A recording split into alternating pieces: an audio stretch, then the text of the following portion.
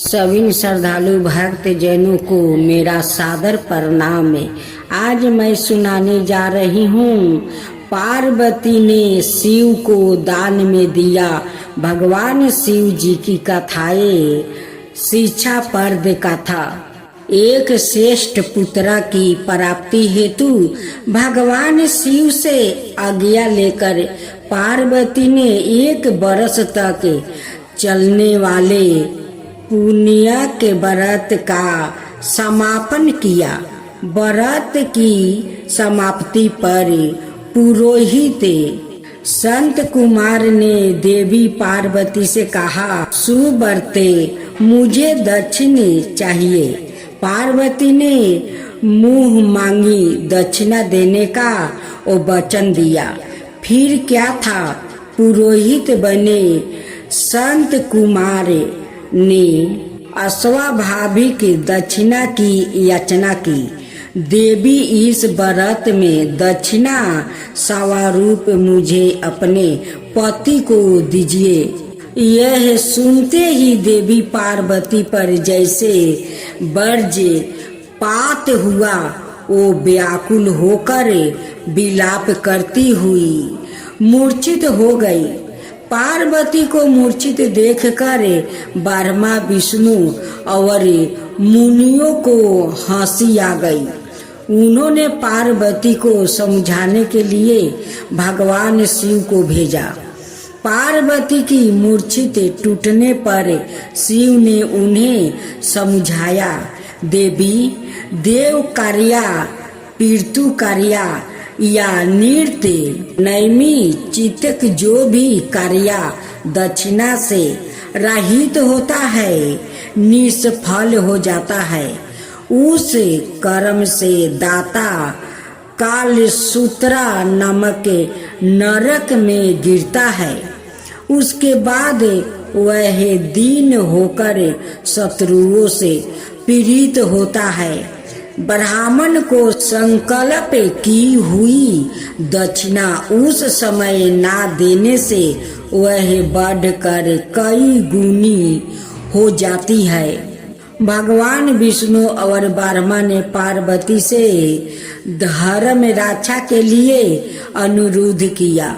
धर्म ने भी समझाया, देवताओं ने कहा, मुनियों ने भी दक्षिणा देने की प्रेरणा दी। फिर भी पार्वती चुपचाप रही। तब संत कुमार ने कहा, शिवे, या तो आप मुझे दक्षिणा में अपने पति को प्रदान कीजिए या अपने दीर्घ कल्याण कठोर तप का फल भी त्याग दीजिए। इस महान कर्म की दक्षिणा ना मिलने पर मैं इस दुर्लभ कठोर व्रत का फल ही नहीं, आपके समस्त कामों का फल भी प्राप्ति कर लूंगा। उद्विग्न होकर पार्वती ने कहा, पति से वंचित हो जाने वाले कर्म से क्या लाभ है? दक्षिणा देने और धर्म और पुत्र की प्राप्ति से मेरा क्या हित होगा?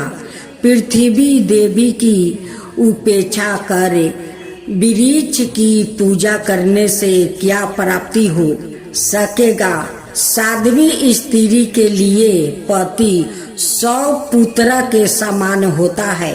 ऐसी स्थिति में यदि व्रत में अपने पति की ही दक्षिणा दे दिया जाए तो पुत्र से क्या लाभ है? यह सत्य है कि पुत्र पति का ही अंश होता है, लेकिन उसका एकमात्र मूल तो पति ही होता है। मूल धन के नष्ट होने पर समस्त परिवार ही विनष्ट हो जाते हैं।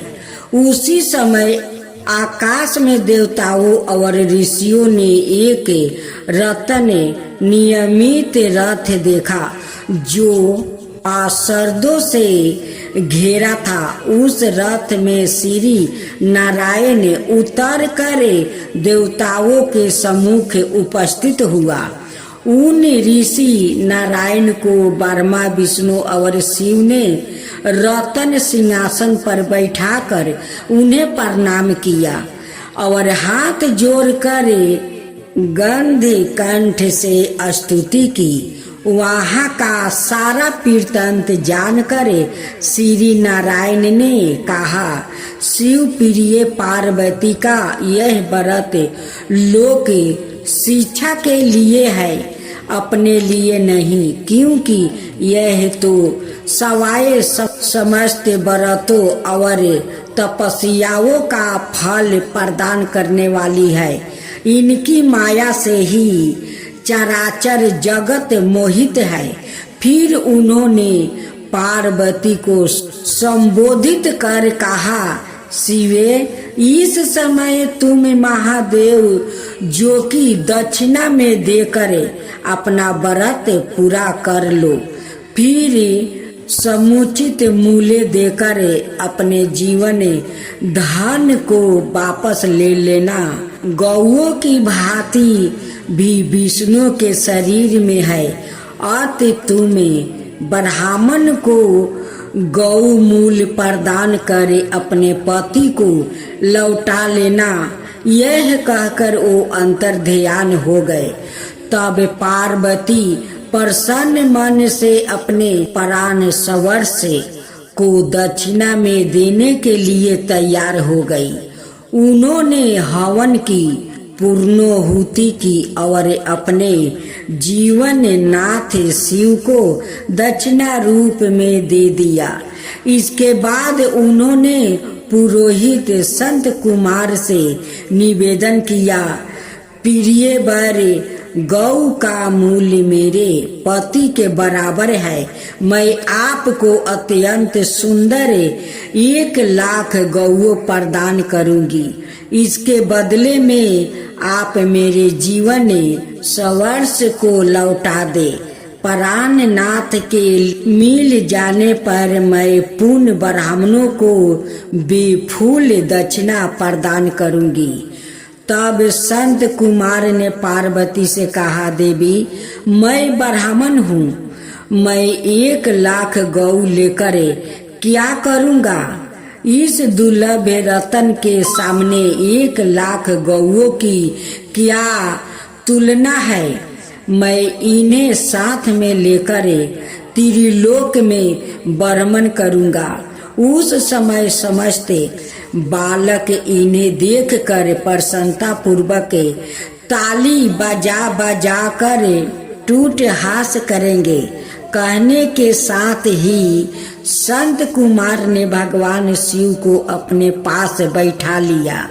यह सुनकर पार्वती जलहीन मछली की भांति छटपटाने लगी। उन्होंने मन ही मन सोचा, कैसा दुर्लभ है मेरा कि मुझे ना तो अभिष्ट देव का ही दर्शन हुआ और ना ही व्रत का फल प्राप्ति हो सका। अधीर होकर वो अपने प्राण त्यागने के लिए प्रस्तुत हो गई। अकस्मात उसी समय आकाश में तेज समूह प्रकट हुआ। उस तेज समूह को देखकर पार्वती ने उसे अपने ऊपर दया करने को कहा और उसे माहे तेजो राशि के मध्यम विश्वनाथ श्री कृष्णा स्वरूप का दर्शन किया। ऐसे भुवन मोहन अनूप रूप को देखकर भगवती पार्वती उसी के सदृश पुत्रा की कामना करने लगी और उसी क्षण उन्हें वहाँ वर भी प्राप्ति हो गया। तदंतर वहाँ तेज वही तिरोहित हो गया। तब देवताओं ने ब्रह्मपुत्र संत कुमार को समझाया। संत कुमार ने दिगंबर शिव को उनकी अनोवश्री पार्वती को लौटा दिया। अब दूसरा कथा तेजस्वी बालक भगवान शिव जी की कथाएं। पूरब काल में नर्मदा नदी के तट पर नरमपुर नाम का एक नगर था। वहाँ विश्वानर नाम का एक मुनि रहते थे। वो परम शिव भक्त वो जितेंद्रिया थे। उनका गृहस्थ जीवन बड़ा ही सुखी था। एक बार उनकी पत्नी सुचिमती ने उसने कहा, स्वामी, मेरे मन में बड़े समय से एक इच्छा। मुनीश्वर बोले, ऐसी क्या इच्छा है जो तुम्हें इतने समय तक अपने हृदय में दबा कर रखनी पड़ी? निसंकोच होकर कहो। देवी सुचिमती बोली, हे देव, मैं आपसे भगवान परमेश्वर जैसा एक तेजस्वी पुत्र चाहती हूँ। कृपा कर आप मेरी इस इच्छा को पूर्ण करे। पत्नी की बात सुन कर विश्वानर क्षण भर के लिए वो संबोधित हो गया। वो सोचने लगा कि मेरी पत्नी ने यह कैसा दुर्लभ वर मांग लिया है। ऐसा प्रतीत होता है कि भगवान पिनाकी रुद्रा सवाए उसकी जीभा पर बैठकर बोल रहे हैं। ऐसा विचार करके उन्होंने अपनी पत्नी को आश्वासन दे दिया। वो बनारसी जा पहुँचे और कठिन तप द्वारा भगवान शंकर वीर्य से लिंग की उपासना करने लगे। तपस्या करते करते विश्वानर को 12 मास बीत गए। 12 मास में एक दिन स्नादि करके जैसे ही वो वीर्य से लिंग के निकट पहुँचे, उन्हें लिंग के मध्य में एक बालक दिखाई दिया जिसकी आयु 8 वर्ष थी। उसके मस्तक पर पीले रंग की जाटा सुशोभित थी और मुख पर मुस्कान खिल रही थी। उसके बरक भस्म युक्त थे और वह दिव्या बालक शीर्ति सूतकों का पाठ कर रहा था। उस बालक को देखकर विश्वानर मुनि उल्लसित हो उठे और अभिलाषा पूरा कहने वाले 8 पद्मों द्वारा भगवान शिव की स्तुति करने लगे। उनकी स्तुति से प्रसन्न होकर बाल रूप भगवान शिव ने कहा, महात्मे, मैं तुम्हारी तपस्या से प्रसन्न हूँ। अब तुम अपने घर जाओ। समय आने पर मैं तुम्हारी पत्नी की इच्छा अवश्य पूर्ण करूँगा। मैं उसके गर्भ से पुत्र रूप में प्रकट हो जाऊंगा। उस अवतार में मेरा नाम गिरहपति होगा। मैं परम पावन और सभी देवताओं का प्रिय हो जाऊंगा। विश्वानर ने भगवान शिव के बाल रूप को प्रणाम किया और अपने घर लौट गया। समय आने पर समस्त अभीष्टों के विनाशक और दोनों लोकों के लिए सुखदायक भगवान रुद्रा का सुचिमती के गर्भ से अवतार हुआ। उस बालक का जात कर्म करने के लिए सवाए ब्रह्म मुनि विश्वानर के घर उपस्थित हुआ और उन्होंने उसका नाम गिरहपति रखा। तत्पश्चात विश्वानर ने सवाए उस बालक को वेदों आदि की शिक्षा दी। जब वह बालक 9 वर्ष का हुआ तो एक दिन देव ऋषि नारद उसके दर्शन हेतु विश्वानर के घर पधारे। मुनि विश्वानर ने उनका हृदय से सत्कार करे यथाचित स्नादि दिया। तब नारद जी ने कहा, हे मुनि, तुम्हारा यह पुत्र 12 ही भाग्यशाली है, किंतु एक आशंका मुझे व्यथित किया हुआ है। विश्वानर ने चौंक कर पूछा, कैसी आशंका महर्षि? महर्षि नारद ने उत्तर दिया, मेरी आशंका यह है कि जब तुम्हारा यह पुत्र 12 बरस का होगा तो इस पर बिजली या पानी का भय आएगा। यह सुनकर मुनि विश्वानर और उनकी पत्नी गहन चिंता में डूब गए। उन्हें इस प्रकार चिंतग्रस्त हुए देख कर गिरहपति ने कहा, पिताश्री आप चिंतित ना हो, देव महादेव की कृपा से कुछ नहीं होगा। यह तो कालों के भी काल है। आप मुझे काशी जाने की आज्ञा दे। मुनि ने आज्ञा दे दिया। काशी पहुंचकर गिरहपति नृत्य गंगा जल से पूर्ण 108 कलशों द्वारा भगवान शिव का अभिषेक किया और शिव मंत्र का जाप करने लगा। जब उन्होंने 12वां बरस में प्रवेश किया तो एक दिन इंद्र उनके समक्ष प्रकट हुआ और बोले, प्रिय वर, मैं तुम्हारे तप से प्रसन्न हूँ, अपनी इच्छा अनुसार वर मांगो।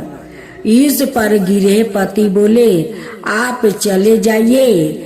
इंद्रदेव, मैं पशुपति नाथ के अतिरिक्त और किसी से पाने का इच्छुक नहीं हूँ। वैसे भी आप छल से लाया का सतीत्वा नष्ट करने वाले पर्वत शत्रु इंद्र ही तो है। बालक गिरहपति की बात सुनकर इंद्र को क्रोध आ गया। उसने अपने वर्ज से उन्हें डराया, जिससे गिरहपति को मूर्छित आ गई। तभी भगवान शिव ने प्रकट होकर कहा, उठो बस्ते, जो मेरा भक्त है उस पर इंद्र तो क्या यम भी दृष्टि नहीं डाल सकते। आज से मैं तुम्हें अग्नि पद प्रदान करता हूँ।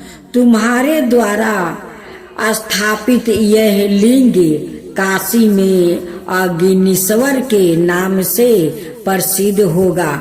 यह कहकर भगवान शिव अंतर्ध्यान हो गए और बालक गिरहपति घर लौट आए। वे भोलेनाथ की तीसरी अनाथ बालक पर शिव कृपा। भगवान शिव जी की कथा है। विवाह संपन्न होने के बाद शिव अपनी नवविवाहित पत्नी पार्वती को साथ लेकर कैलाश पर्वत लौट आए। वहाँ नंदी ने पहले से ही तैयार कर रखी थी। शिव और पार्वती सुहाग कक्ष को तरह तरह के फूलों, लताओं और मालाओं से सजाया गया। यह देखकर पार्वती नंदी पर बहुत प्रसन्न हुई। उसी समय अनाए गणों के साथ भगवान शिव भी वहां आ गए। उन्होंने नंदी और सभी गणों को आदेश दिया, हम विश्राम करने जा रहे हैं। तुम लोग किसी को भी कक्ष में प्रवेश मत करने देना, ताकि हमारे विश्राम में बाधा उपस्थित हो। इतना कहकर शिव ने सुहाग कक्ष का द्वार बंद कर लिया। द्वार के बाहर नंदी पहरा देने लगा और अनाए गण भी बाहर विचरण करने लगा, ताकि कोई व्याकृत शिव और पार्वती के विश्राम में व्याधन ना डाल सके। शिव के विवाह का समाचार पाकर असुरों का राजा तारकासुर प्रसन्न हो उठा। उसे प्रसन्नता इस बात से नहीं हुई कि शिव विवाह बंधन में बंध गया है, बल्कि इस बात से हुआ कि शिव विश्राम में रत है और अब उसके उत्पातों को रोकने वाला कोई नहीं है। अवसर का लाभ उठाते हुए तारकासुर ने उत्पात मचाना शुरू कर दिया। वह ऋषि मुनियों को परेशान करने लगा, जग में बाधा डाल, यहाँ तक कि हवन की समग्रहियों को भी फेंक देता। देवताओं को तरह तरह से सताने में उसे आनंद आता था। देवता तारकासुर के उत्पातों से तराही करे उठे।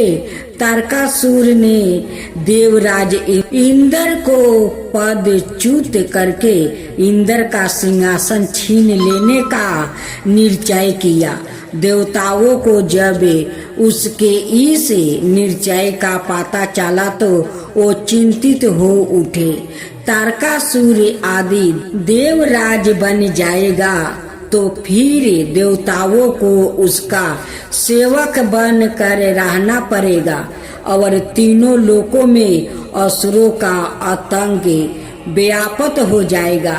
इस स्थिति में धर्म का अंत सुनिश्चित है।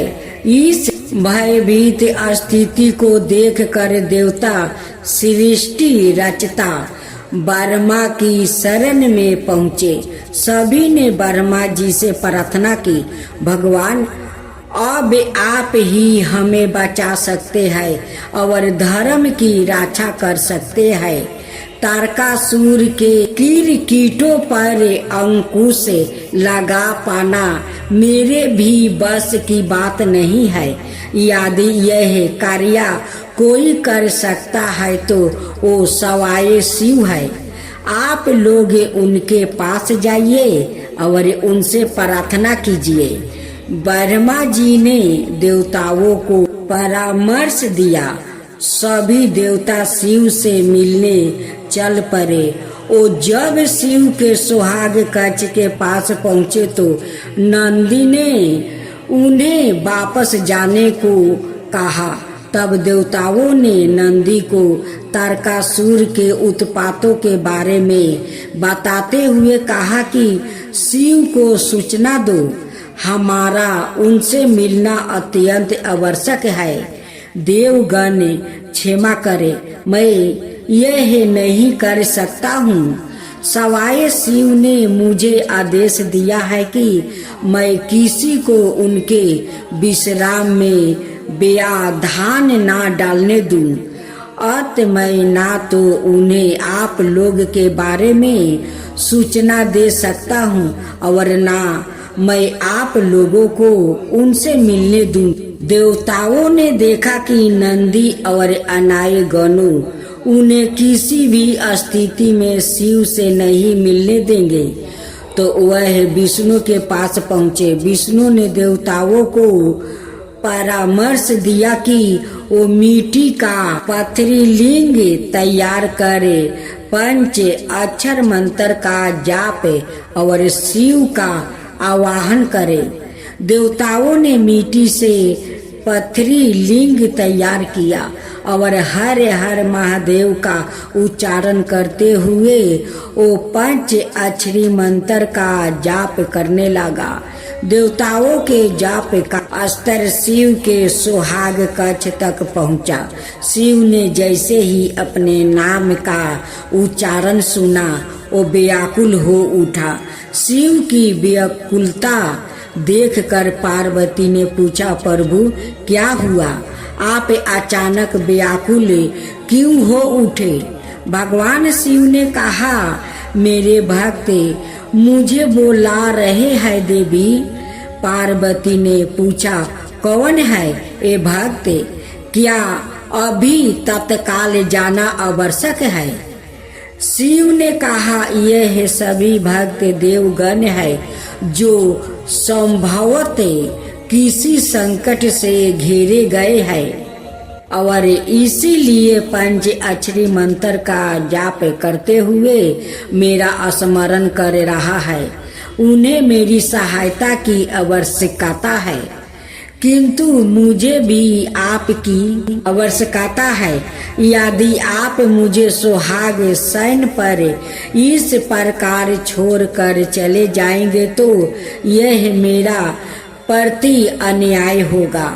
मैंने सुना है कि आप किसी के प्रति अन्याय नहीं करते। पार्वती ने नारी सुलभ उठे हुए कहा। पार्वती की बात सुनकर शिव सोच में पड़ गया। यह धर्म संकट की स्थिति थी। यदि मैं देवताओं के पास नहीं जाता हूँ तो पति धर्म से विमुख होने का अंत में शिव ने कुछ निश्चय किया और वो कक्ष से बाहर चले गए। देवताओं ने शिव को देखा तो वो प्रसन्न होकर शिव की जय जयकारा कर उठे। शिव ने देवताओं से पूछा, देवगण बताइए आप लोग मुझे क्यों पुकार रहे हैं? देवताओं ने शिव से प्रार्थना की, प्रभु तारकासुर के उत्पातों ने हमारा जीवन दुर्लभ कर दिया है। कृपया आप चल कर उसका संहार करें। शिव असमर्थ व्याकुत करते हुए बोले, मैं तो अभी आप लोग के साथ नहीं चल सकता हूँ। आप लोग ही कोई अन्याय उपाय सोचे। यह सुनकर देवतागण सोच में पड़ गया। उन्होंने मन ही मन विष्णु को स्मरण किया। विष्णु ने उन्हें समझाया कि यदि शिव सवाए नहीं जा सकते हैं तो वो एक पुत्र की सृष्टि करे और उसे तारकासुर का वध करने के लिए वो भेज दे। देवताओं ने शिव से ऐसा ही निवेदन किया। शिव भक्तों की बात भला क्यों टालते? उन्होंने तत्काल अपना बिरिया अग्नि कुंड में छोड़ दिया। उस बिरिया से एक बालक का जन्म हुआ। ब्रह्मा ने सवाए प्रकट होकर उस बालक की कुंडली बनाई और उस बालक का नामकरण किया कुमार स्वामी। उसने कलंतर में असुरों का वध कर देवताओं को संकट से मुक्ति दिलाई। जब देवी पार्वती को इस बात का पता चला कि शिव ने देवताओं के कहने पर अपना बिरिया अग्नि को अर्पित कर दिया है तो वो क्रोधित हो उठी। उन्होंने देवताओं को श्राप दे डाली, हे अकर्म देवताओं, आपने एक नवविवाहित पत्नी की शयन से उसके पति को बुलाकर उसे बिरिया का दान मांगा है। अत मैं आप सभी को श्राप देती हूँ कि आप कभी संतान सुख प्राप्ति नहीं कर सकेंगे। देवी पार्वती के श्राप से सभी देवता थर उठे। उन्हें इस अनहोनी का अनुमान नहीं था। वो शिव से प्रार्थना करने लगे कि अब शिव देवी पार्वती के क्रोध को शांत करे और देवताओं को श्राप से मुक्ति दिलाए। शिव ने देवताओं से कहा, मैं इस संबंध में कुछ नहीं कर सकता। इसके लिए आपको देवी पार्वती की पूजा अर्चना करके उन्हें प्रसन्न करना होगा। जब वो प्रसन्न होकर अपने श्राप को वापस लेगी तभी आप उनके श्राप से मुक्ति हो सकेंगे। देवताओं ने देवी पार्वती को प्रसन्न करने के लिए तप आरंभ कर दिया। अंत देवी पार्वती देवताओं के सामने प्रकट हुई और देवताओं को क्षमा करते हुए उन्होंने कहा, जब मुझे और शिव को संतान की प्राप्ति हो जाएगी तो आप लोग श्राप से स्वस्थ मुक्त हो जाएंगे। इसके बाद समय अनुसार शिव और पार्वती को 21 पुत्रा की प्राप्ति हुई, जो शिव के विभिन्न गण समूहों के गणाधिपति बने और इसके साथ ही देवताओं को भी श्राप से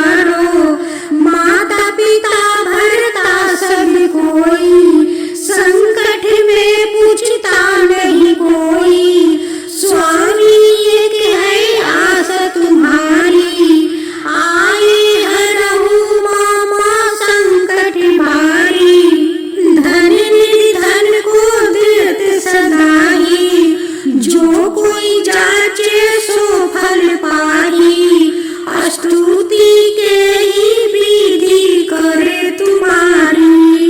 क्षमहु नाथ बचू का हमारी, शंकर हो संकट के नाशने, मंगल कारण विघ्न विनाशके। योगी यति मुनि ध्यान लगावे, शारद नारद शीस नवावे। नमो नमो जय नमो शिवाय, सूर्य परमादिक पर ना पाए। जो यह पाठ करे मन लाई, तापर होते हैं प्रभु सहाई। तिनिया जो कोई हो अधिकारी, पाठ करे सो पवन हारी। पुत्रहीन कर इच्छा जोई, निश्चित शिव प्रसाद ताही होई। पंडित तेरा योदसी को लावे, ध्यान पूर्वक होम करावे। तेरा योदसी व्रत करो हरमेशा, ताके तन नहीं रहे कलेसा। धूप दीप नैवेद्य चढ़ावे, शंकर सम्मुखा पाठ सुनावे। जन्म जन्म के पाप नसावे, अंति धन शिवपुर में पावे। कहो अयोध्यादासी आस तुम्हारी, जान सकल दुख हरहु हमारी। जय शिव ओमकारा, ओम जय शिव ओमकारा। ब्रह्मा विष्णु सदा शिव, अर्धगिरि धारा। एकानन चतुरानन पंचानन राजे, हंसासन गरुड़ासन विषवाहन साजे। दो भुज चार चतुर्भुज, दस भुज अति सोहे। त्रिगुण रूप निरखता त्रिभुवन जनि मोहे। ओम जय शिव ओमकारा, अक्षरमाला वनमाला रुद्रमाला धारी। चंदन निगम सोहे, बाले शिशिधारी। ओम जय शिव ओमकारा, श्वेतांबर पीतांबर बागंबर अंगे। सनकादिक गरुणादिके भूतादिक संगे। करिके मध्यम कमंडलु चक्र त्रिशूल धरता। जगि करता जगि भरता, जगि संहार करता। ओम जय शिव ओमकारा, ब्रह्मा विष्णु सदा शिव, जानते अभिवेका। प्राण बचर में मध्य में, यह है तीनों एका।